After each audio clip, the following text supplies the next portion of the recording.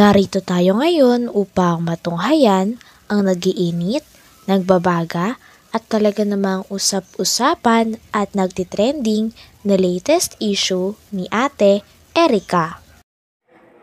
Sa pagpapatuloy ay narito muli si Kalingap Val Santos Matubang upang pag-usapan ang issue sa pagitan ni Ate Erica at ng kanyang pamilya, lalong-lalo na sa kanyang lolo na si Lolo Miguel. Dito nga'y sinabi ni Kalingap Val na handang-handa daw siya na tumulong kay Ate Gina na mama ni Ate Erica na mag-file ng kaso sa mga kalingap na sinasabing hindi pala nagbabayad kay Ate Erica. Bawal. Hindi pwede, may asawa na ako ay. Heart to heart lang. Lahat ng problema mo, Ate Gina, sabihin mo sa akin. Sabihin mo, mga hinaing mo.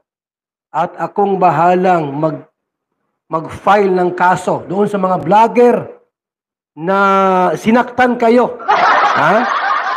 Lubos na nakahahabag talaga itong si Aling Gina. Naway malampasan niya ang matinding pagsubok na ito sa kanyang buhay. Para sa karagdagang detalye at paglilinaw ng iba pang aligasyon ay pakinggan at panoorin sa live program ni Kuya Val Santos Matubang. Magandang gabi mga kalingap. Ayan po ha mga kaibigan. Ito po hindi po ito pangkaraniwang problema. Sapagkat saan ka makakita mga kaibigan? Saan ka makakita na isang vlogger binablog yung anak mo ni singkong duling walang binibigay? Hindi pwede yan ganon. Ha? Hindi pwede po. Dapat mayroong bubo pa konsuelo. Pa konsuelo di bubo pala. Ha? Kahit malamang 100, 200, bakit po walang binibigay?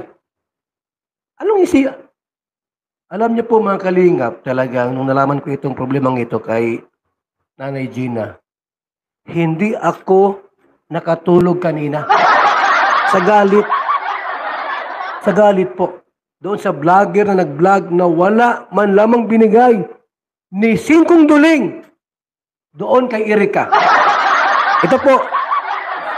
Yan. So, yan po yung ating pag-uusapan po mamaya mga kalinga. Pero bago po natin ipagpatuloy ang video ito, sa mga bago pa lang po sa ating muntik channel, huwag po natin daw po silang natatanggap na pera. Wala. Galing dito kay Kalinga Prab na kahit piso.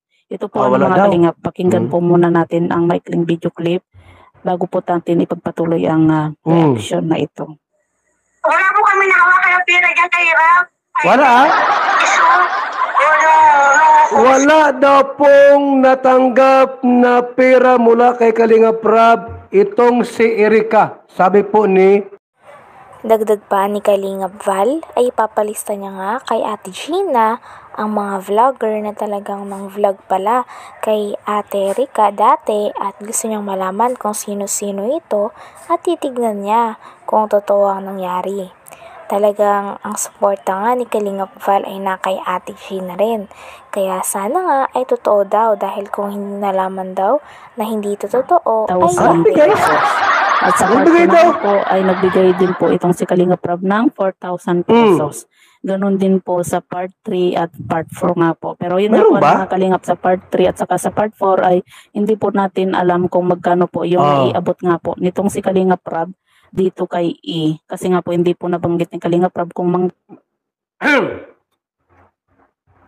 Gina, bukas pupunta ako dyan sa bahay ninyo para matulungan kita sa problema mo. Ilista ko lahat yung mga vlogger na nagbablog sa inyo dyan. Itutulpo natin. Ha? Akong bahala sa gastos. Lahat ng reklamo mo, sabihin mo sa akin bukas. At lahat ng mga vlogger dyan, narinig ko ata may narinig kang Bombay ay Kuya Ruben. Kasama yan sa kaso. Sino pa? Dr. Love kasama. Ha?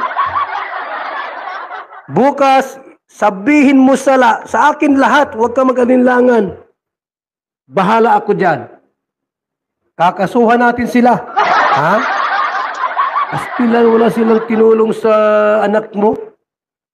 Matapos nilang i-vlog, kumita sa social media, ni 5 walang binibigay. Hindi pwede yan. Ha? Nasaan yung mga records natin dyan? Wala ba dyan mga records na nagbibigay si Kalinga Prab? Baka naman may nagbinigay dito at madadali tayo. Oh, may nag-comment. Kuya Bal, nagbigay si Kalinga Prab bawat vlog. Meron palang binibigay. Paano ito? Baka tayo matalo sa kaso. Bawat vlog ni Kalinga Prab kay Erika, tumatanggap ng 5,000. Minsan 4,000. Ay bayad na. Wala na. Talo tayo dito pagayaan. At saka Kuya, Talagang kakasuhan nga daw ang mga vlogger ng Kalingap na hindi daw nagbabayad sa mga kinokontent nila. Dahil bilang parte ng Kalingap, isa sa kanilang mga rules din ay ang mga kanilang vinavlog ay dapat may bigay din sila na pera dito dahil i-vinavlog nila ito at pinagkakakitaan. Kaya naman sabi ni Kalingap Val ay sumbong daw ng mama ni Ate Erika sa kanya mga vlogger na hindi nang mimigay ng pera kay Ate Erika nun. Kasama nga daw ata dito si Dr. Love. matulungan kita sa problema mo. Ilista ko lahat yung mga vlogger na nagbablog sa inyo dyan. Itutulpo natin. Ha? Akong bahala sa gastos. Lahat ng reklamo mo, sabihin mo sa akin bukas. At lahat ng mga vlogger dyan, narinig ko ata may narinig kang Bombay ay Kuya Ruben. Kasama yan sa kaso. Sino pa? Dr. Love, kasama. Bukas, sabihin mo sa akin lahat, huwag ka mag-alinlangan. Bahala ako dyan. Kakasuhan natin sila. Astilan, wala silang tinulong sa anak mo. Matapos nilang i-vlog, kumita sa social media, ni 5 walang binibigay. Hindi pwede yan. Nasaan yung mga records natin dyan? Wala ba dyan mga records na nagbibigay si Kalinga Prab? Baka naman may nagbinigay dito at madadali tayo. May nag-comment. Kuya Bal, nagbigay si Kalinga Prab bawat vlog. Meron palang binibigay. Paano ito? Baka tayo matalo sa kaso. Bawat vlog ni Kalinga Prab kay Erika, tumatanggap ng 5,000. Minsan 4,000. Ay bayad na. Wala na. Talo tayo dito pagayaan. At saka Kuya Bal, may mga grocery pa. Patay kang bata, kang ini at Ate Gina. Paano manalo tayo nito? May nag-comment dito. May nagbigay rin po ng 10,000 mula sa sponsor. Ba't mo sinabing walang binibigay? Mayroon pa nag-message dito. Kuya Bal, nakita ko doon sa pang 23 vlog, 10,000 ang binigay. Paano ba ini?